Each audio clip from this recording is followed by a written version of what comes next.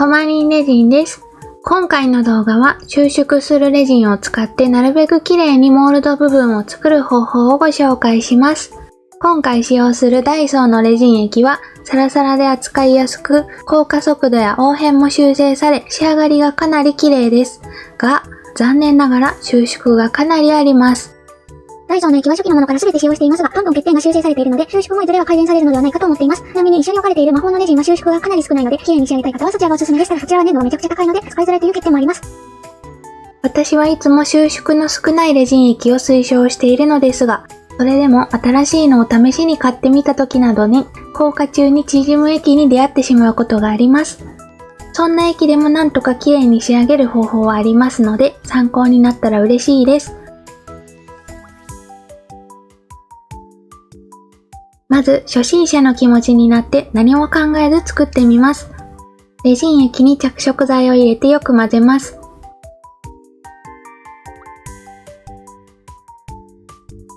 混ぜたらモールドぴったりになるように流し、硬化します。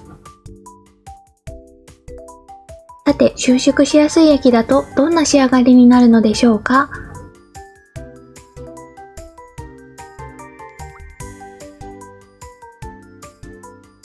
残念ながらボコボコやガタガタパラダイスな仕上がりとなってしまいました。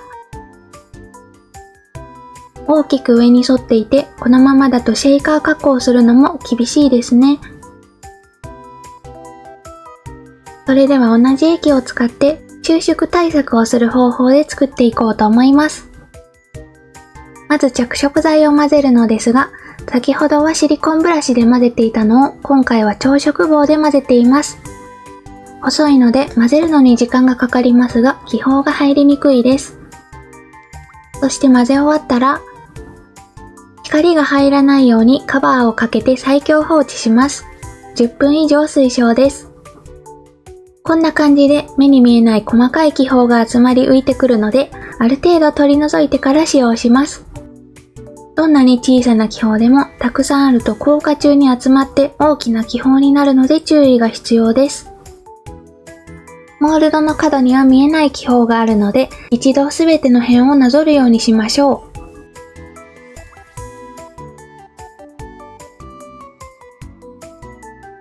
そして硬化するのですが、ここからが一番のポイントです。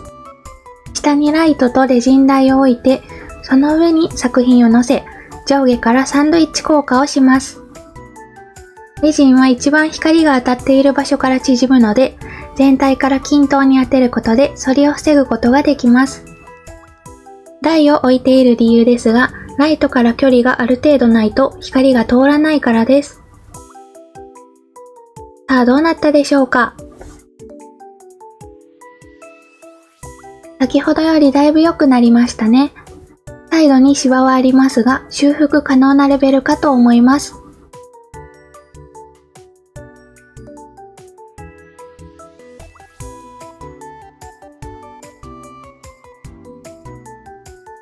ここからさらに綺麗にする方法もこの後ご紹介しますね。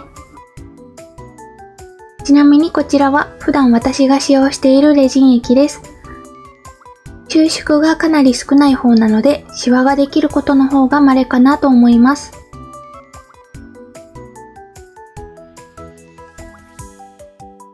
収縮の原因は液以外にも色々ありますので、こちらに記載しております。一時停止してご覧ください。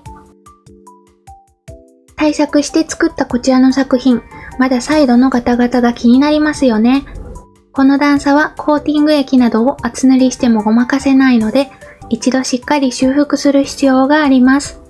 修復のやり方は、へこんでいる場所すべてにレジン液を塗ることです。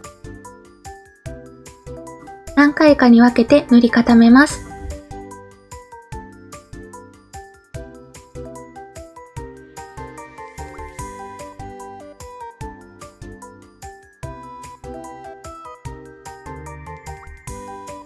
穴がある場所は補助など細いものを使用しましょう。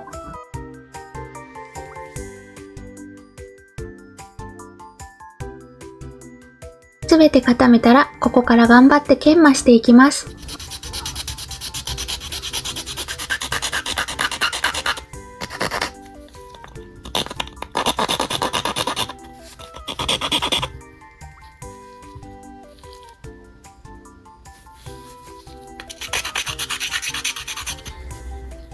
がすべて削り終わりました。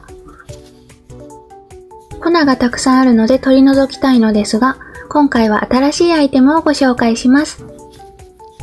株式会社バチコリ隠れ便利アイテム発見家の方から教えていただきました。こちらのアイテムです。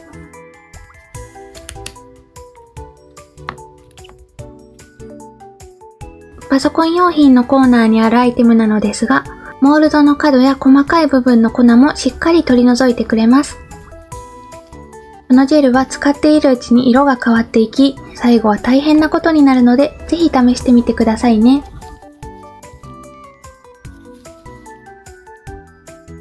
こんな感じで収縮のあるレジン液でもなんとか作ることができました。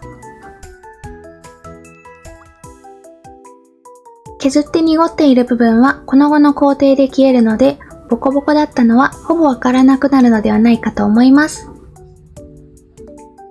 ということで今回の動画はここまでです。ご視聴いただきありがとうございました。